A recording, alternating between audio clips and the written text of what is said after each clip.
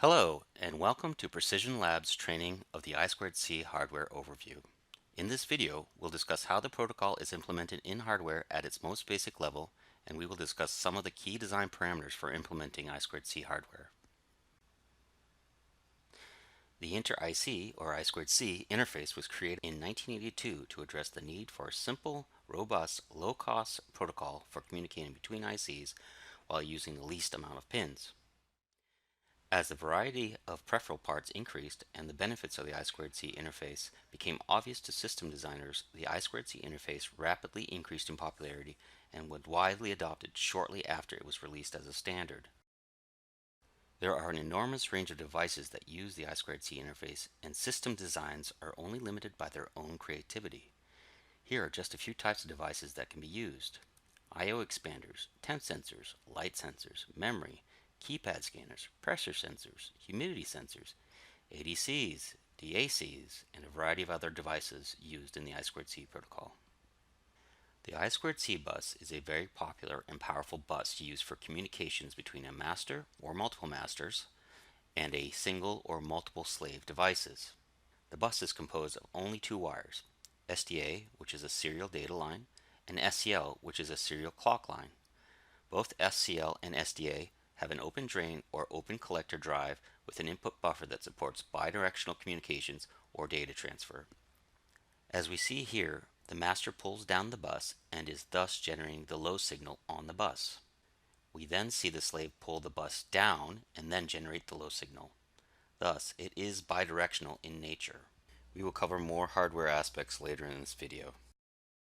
The I2C protocol is an 8-bit data structure, which is a common data format for most microcontrollers and processors. That allows for the masters to communicate with slaves with either 7-bit or potentially 10-bit addresses. Of the 8 bits, 7 of the bits are for the address, and the last bit is for indicating the direction of the message, where a high indicates a read and a low indicates a write operation.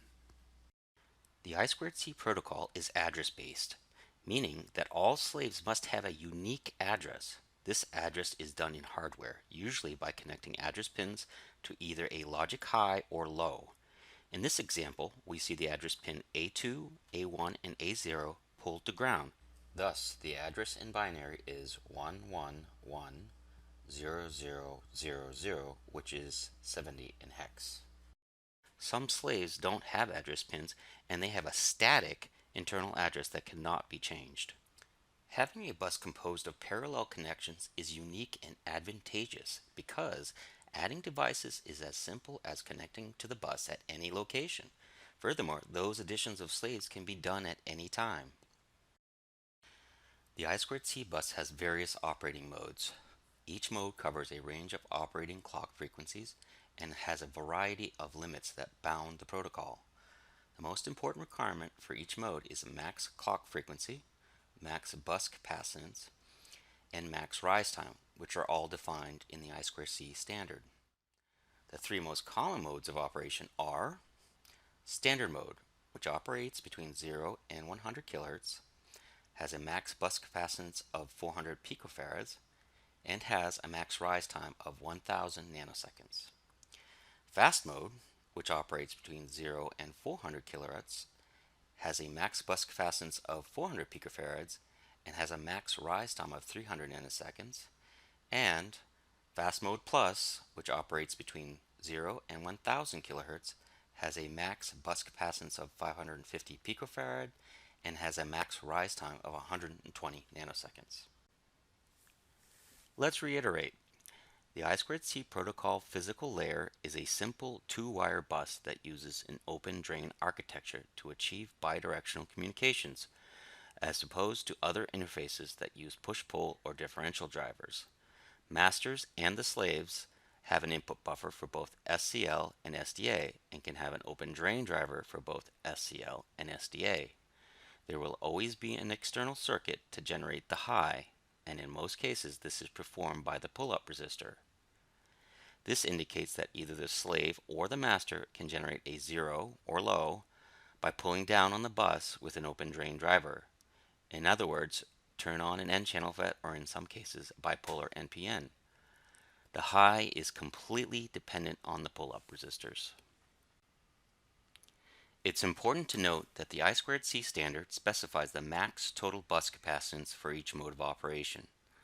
This includes the parasitic capacitances on the bus due to the traces, which are a function of width, length, dielectric material, and the distance between the bus and its return path ground. Each device on the bus also adds additional capacitance to the bus. The total amount of the bus capacitance C-bus is limited in the I2C standard for each mode of operation, which defines the max clock frequency. In order to meet the timing requirements for the mode of operation used, we need to be within the max rise time specification. The max rise time specification for SCL and SDA is controlled by the RC time constant created by RPullup and C-bus, and is defined as the amount of time it takes to transition from VIL to VIH. This concludes this video. Thank you for watching. Please try the quiz to check your understanding of this video's content.